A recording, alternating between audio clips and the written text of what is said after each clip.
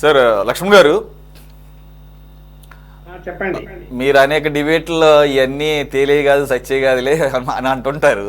కానీ ఇలాగూ మనీ ట్రేలు అలాగే ఈ రకంగా డంపుల్ని కూడా స్వాధీనపరుచుకుంటున్న పరిస్థితుల్లో ఆ, ఈ కేసు ఒక లాజికల్ ఎండ్ వైపుకి వెళుతున్నట్లుగా ఇప్పుడైనా అనుకోవచ్చా? లాజికల్ ఎండ్ అవుతుంది. ఇప్పుడు దొరికిన వేదిక ఆధారాలతో లాజికల్ ఎండ్ చేయకుండా కేసు ఇంకా ప్రొలాంగ్ చేసుకుంటూ ఉంటే ప్రయోజనం ఏమి ఉండదు.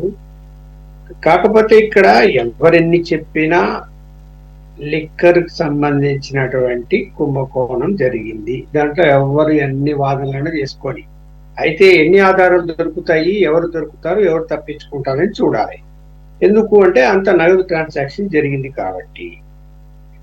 ఈ నగదు ట్రాన్సాక్షన్ మనీ రికవరీ అయితే తప్ప ఆ మనీ కూడా వాళ్ళు మళ్ళీ ఆ మనీ దీనికి సంబంధించింది కాదు, ఇదిగో నా వ్యాపారాలు ఉన్నాయి దానికి సంబంధించింది అని క్లెయిమ్ చేసుకునే పరిస్థితి వస్తుంది. అయిన ముందు జాగ్రత్తలు వాళ్ళు తీసుకుంటారు. అడ్వకేట్లు ఉన్నారు, ఇవాళ లక్షలు కాదు కోట్లు తీసుకొని కేసులు వాదించే అడ్వకేట్లు ఉన్నారు. తెలివితేటలన్నీ చూపిస్తారు, జడ్జిలు ఇంప్రెస్ అయిపోతారు. ఇవన్నీ జరుగుతున్నాయి. అందువలన ఇక్కడ మనం ఢిల్లీకి ఇక్కడికి కంపారిజన్ చేసుకుంటే ఢిల్లీలో ఏం కేసు అది పాలసీ మ్యాటర్ను తయారు చేశారు. అది కంపెనీలకు అనుకూలంగా తయారు చేశారు. 1000 కోట్లు కిట్ప్రోకో జరిగింది అని అది పాలసీ మీద పెట్టారు. సో దానివల్ల ముఖ్యమంత్రి ఇరుక్కున్నాడు, మంత్రి ఇరుక్కున్నాడు, తర్వాత మధ్యవర్తిత్వం వహించిన వాళ్ళందరూ కూడా ఇరుక్కున్నారు తో పాటు. ఇక్కడ కూడా పాలసీ మారింది, లిక్కర్ పాలసీ మారింది. పాలసీ ఎవరు తయారు చేశారు? పాలసీకి ఎవరు ఆమోదం తెలిపారు? అసలు మొత్తము మనీ ట్రాన్సాక్షన్ అంటే క్యాష్ ట్రాన్సాక్షన్ చేయటం ఒకటి, రెండవది ప్రభుత్వ షాపులుగా మార్చటం, ప్రైవేట్ షాపులు ఎత్తేసి. అంటే ఇది పాలసీ పూర్తిగా చేంజ్ అయిపోయింది. చేంజ్ అయినటువంటి వెనక ఏం ఉద్దేశము, దురుద్దేశమా కాదా, అందులో స్వార్థం ఉందా లేదా, ఎవరికైనా అర్థమైపోతున్నది. ఇప్పుడు ఒకవేళ స్వార్థమే లేకుండా ఉండింటే, అంటే ఇట్లా అవినీతి జరగదు, స్కామ్ లేదని అనుకుంటే, మీరు ఆన్లైన్ ట్రాన్సాక్షన్ కంటిన్యూ చేసి ఉంటే తప్పుపడడానికి అవకాశం ఉండేది కాదు. ఏదైనా సరే ఆన్లైన్ నడిచింటే కనుక సరే, అందులో కూడా ఏదైనా మోసం చేసి చేయొచ్చు, అది వేరే విషయం. కానీ 90% అవినీతి జరిగిందని చెప్పడానికి అవకాశం లేకుండా పోయేది. ఏం చేశారు? మొత్తం క్యాష్ ట్రాన్సాక్షన్ చేశారు. తర్వాత ప్రభుత్వానికి సంబంధించినటువంటి షాపులుగా ప్రకటించేసి కొంతమంది ఏదో టెంపరవరీగా నిరుద్యోగులు తీసుకొచ్చి అక్కడ కూర్చోబెట్టి బిజినెస్లు చేశారు. చేసినప్పుడు ఇక్కడ ఎక్కడ పోయింది ఆ క్యాష్ అంతా? అప్పుడు ఇందాక ఫస్ట్ లో మీరే అన్నారు, ప్రొడక్షన్ ఎంత, అమ్మింది ఎంత డిఫరెన్స్ ఉంది చూశారు కదా. లాస్ట్ 19 సంవత్సరాల్లో ఎంత అమ్మారు, ఇప్పుడు ఎంత అమ్మారు అని ఎంత చూపించారు రికార్డులో. అమ్మారని కదా, అది రికార్డులో చూపించారు. అమ్మింది ఎక్కువ, రికార్డులో చూపించి తక్కువ. సో ఆ మధ్యలో వచ్చినటువంటి డబ్బంతా చేరిపోయింది. ఎవరికి చేరిపోవాలో వాళ్ళందరికీ చేరిపోయింది. మరి నేను అంటున్నాను, ఈ యొక్క లిక్కర్ కేసులో ఢిల్లీలో సిబిఐ పోలీసులు ఏమో ముఖ్యమంత్రిని చేర్చి, మంత్రిని చేర్చి, అందరిని చేరిస్తే, ఇక్కడ పాలసీ తయారు చేయటం వలన కదా ఈ యొక్క అవినీతి జరిగింది అని చెప్తున్నాం. పాలసీ ఎవరు తయారు చేశారు? ముఖ్యమంత్రి సైన్ లేదా, లేకపోతే ఎక్సైజ్ శాఖ మంత్రి సైన్ లేదా? వాళ్ళు ఎందుకు పిక్చర్లకి రాలే ఇప్పటి వరకు? నంబర్ 1, అసలు ముందు పాలసీ తయారు చేసిన వాళ్ళని పెట్టి ఉండాలి. ఆ పాలసీ తయారు చేయటం వల్ల కదా అవినీతి జరిగింది. అదే కంటిన్యూగా మామూలుగా ప్రైవేట్ షాపులు నడుస్తూ ఉంటే కనుక అవకాశం వచ్చేదా ఇట్లా మాట్లాడడానికి? జరిగే అవకాశం ఉందా? ఒకవేళ వాళ్ళు ఏదైనా చందాలు కావాలంటే ఇచ్చుకునేవాళ్ళు. రాజకీయ పార్టీలకు డిస్టిలరీ కంపెనీలు కానీ, లేదా డిస్టిల్ నుంచి మధ్యలో ఉన్నటువంటి ఏజెన్సీలు కానీ రాజకీయ పార్టీలకు చందాలు ఇస్తాయి. ఎవరికి ఏ పార్టీ తీసుకుంటుంది, దాంట్లో ఏమీ సందేహించాల్సిన అవసరం లేదు. అది జరిగేది. ఇప్పుడు అలా కాదు కదా. నగదు ట్రాన్సాక్షన్ వలన మూటలు డబ్బు వారం అయితేనే కట్టుకొని తీసుకెళ్లి ఎక్కడో చేరుస్తూ వచ్చారు ఢిల్లీలో. అవంతా ఎక్కడో ఒక్కొక్క చోట అక్యుములేట్ అయిపోయింది.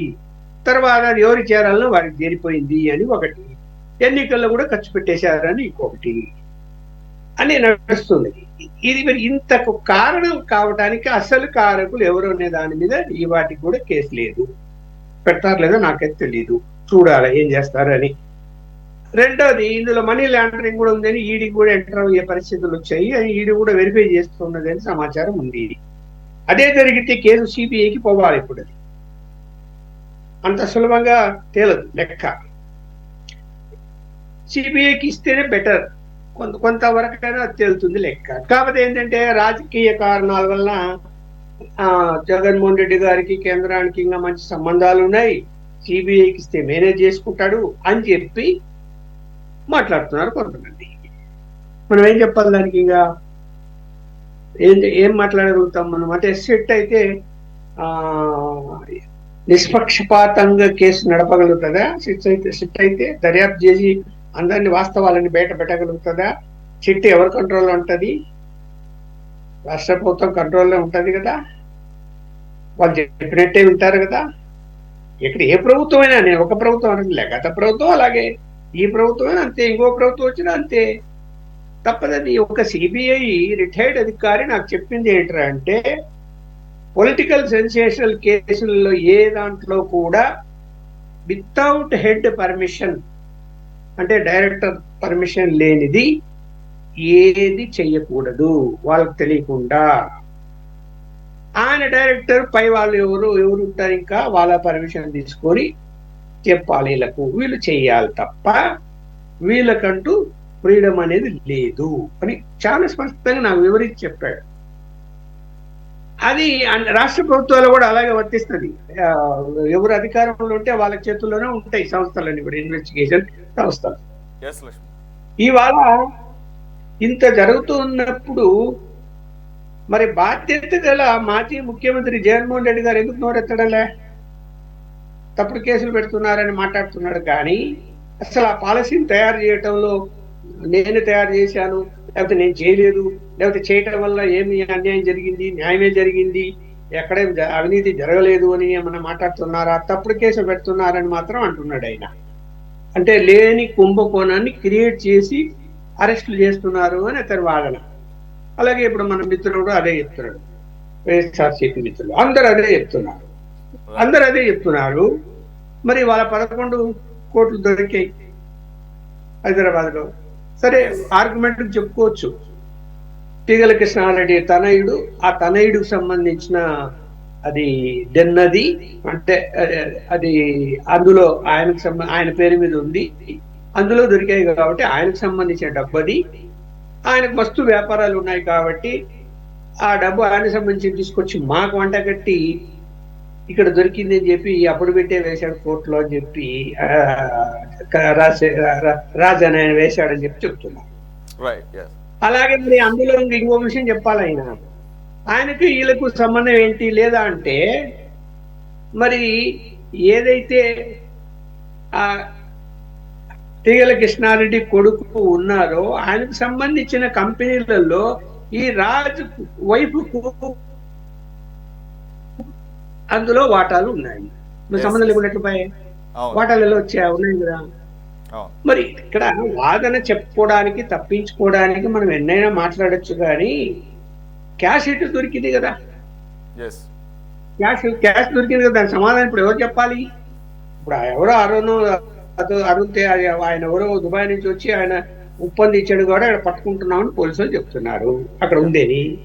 మరి హైదరాబాద్ లో 5-6 డెల్లు ఉన్నాయని చెప్తున్నారు, కానీ ఇంతవరకు పట్టుకోలేకపోయారు.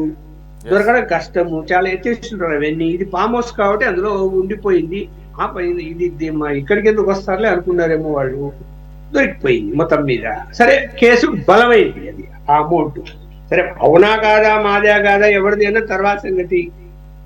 పలానా అని చెప్పాడు అని చెప్పి అందులో వస్తుంది, రేపు ఛార్జ్ షీట్ వేసినప్పుడు వస్తుంది, లేదా అరెస్ట్ రిమాండ్ రిపోర్ట్ లో కూడా పేర్కొంటారు. మీరు వాదించుకున్న తర్వాత కోర్టులో ఏమన్నా వాదించుకోవచ్చు, తర్వాత సంగతి. ఇప్పుడైతే ఒక ఎవిడెన్స్ దొరికింది కదా అక్కడ, ఎలా తప్పించుకుంటారు అంత ఈజీగా?